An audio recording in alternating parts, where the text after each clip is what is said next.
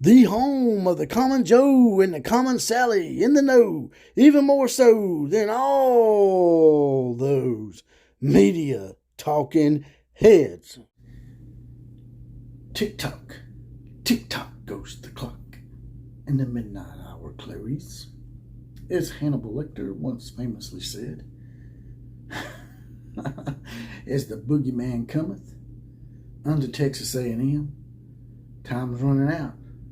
Texas and Oklahoma are about to be back in your face again.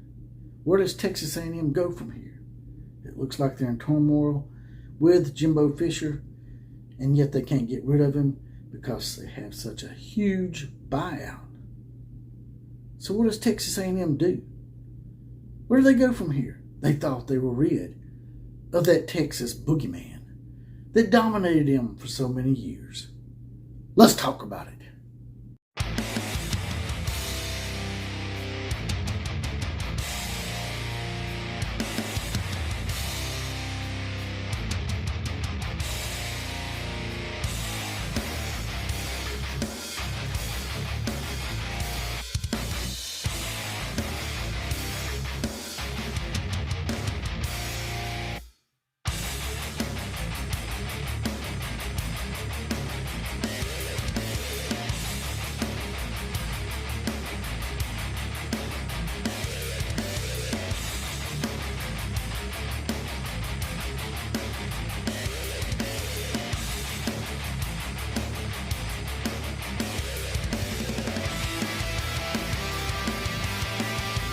Well, here we are again, another episode of that's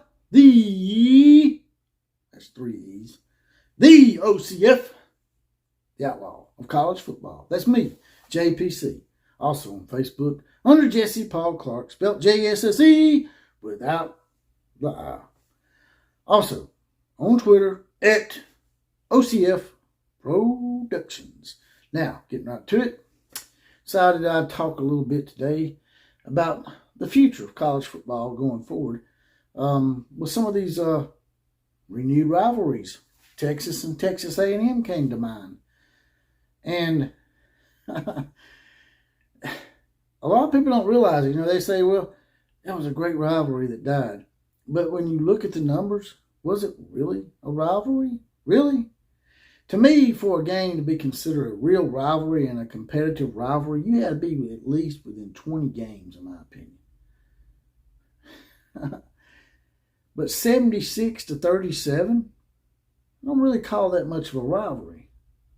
It's just like the Oklahoma State thing with Bedlam.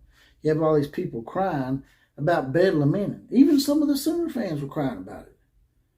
But if you're honest with yourself, that one's really bad. It's like 90-18 or 90-19 or some shit like that. Texas A&M didn't want Texas nor Oklahoma over here for a reason. Now, Texas A&M and Oklahoma hadn't played as much, but Texas A&M was basically emasculated for over 100 years by those Longhorns. And now you got Jimbo Fisher in there just shitting the bed left and right. He's already got his guaranteed money. And he's basically, to me, he's just taking a dive. And he's really a piece of shit to me, because these guys entrusted themselves to you, man. They give you all that money, and then you just took it and you went out and got that #1 recruiting class. But now it looks like some of those guys might transfer or go into the portal. Unless y'all made them sign some kind of monetary contract or something that I'm not aware of, they may just transfer out. They may do you, Jimbo, like you done Texas A&M. They may just take your money and run. So, going forward, where does Texas A&M go from here? And now they thought they got away from Texas and Oklahoma to some degree when they left the Big 12. But now, after a 10-year hiatus of not playing each other, they're probably going to be playing each other again. You had a 10-year head start on Texas and Oklahoma. Texas and Oklahoma were the two teams they wanted to join the last time before this last time. The time before, when they invited Missouri and Texas A&M, the SEC really wanted Texas and Oklahoma then. But at the time, Oklahoma was still fiddling around with the whole Oklahoma State thing, but now they've come to the realization that Oklahoma State is just an anchor, which was what Texas should have realized too with Texas A&M. If Texas and Oklahoma had joined the conference back then, I don't think Texas A&M and Missouri would be getting an invite today. Texas A&M still be just stuck in the Big 12 and Missouri as well. Things would have really been different had Texas and Oklahoma took that first invite. So they need to be thankful, actually. They need to be thankful. They need to get on their knees and crawl down to Austin and say, thank you, Texas, for being our daddy once again and looking out for us and giving us a 10-year head start. Even though we didn't do shit with it, we ain't won any SEC titles. Hell, we ain't even won a divisional title yet.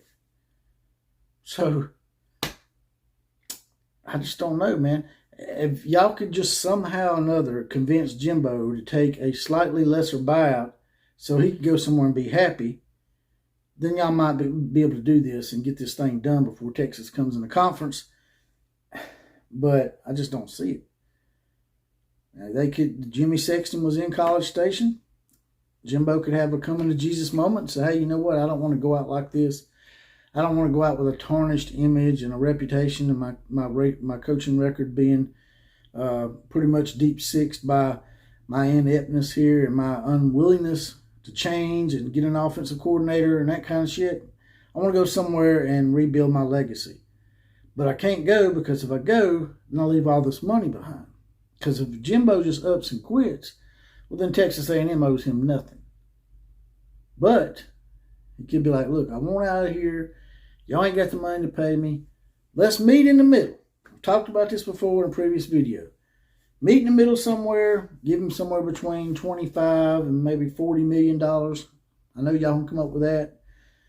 But even the oil money, even the oil tycoons out there, I don't think have $86 million to just throw down and get rid of Jimbo. Now, I could be wrong.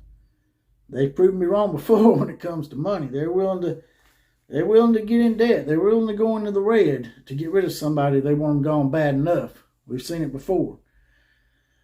But this is a little bit different. This would be probably the biggest buyout paid out ever. As a matter of fact, I know it would in history. So where do y'all go from here, man? Where do you Aggies go from here? Where do you get your gig 'em back? Because I just don't see it, man. Man, when Texas comes back in the conference, they're still going to be up on you 76-37. That's still got to play in your mind a little bit. They owned you that badly and was supposedly a rivalry. Texas A&M will not catch Texas in football until Halley's Comet comes back around and crashes into Earth. They will never catch Texas, ever, in my opinion. It's just too big of a lead, and they know it. And that's why they're so emasculated by it. But they're going to have to get their shit together. Because once Texas and Oklahoma come into the conference, you think it was bad with Alabama and Georgia? Now you're going to have people in your backyard dominating you once again. You had a 10-year head start. You better get to doing something because Texas and Oklahoma are coming. And that's all I got to say about that. Like, share, comment, and subscribe to this channel. And if you don't mind, there's a little heart down here. Click on that. Throw a few dollars in the coffers. Get me off the YouTube teat. And as always, KMCA to all the other teams. Class is officially dismissed.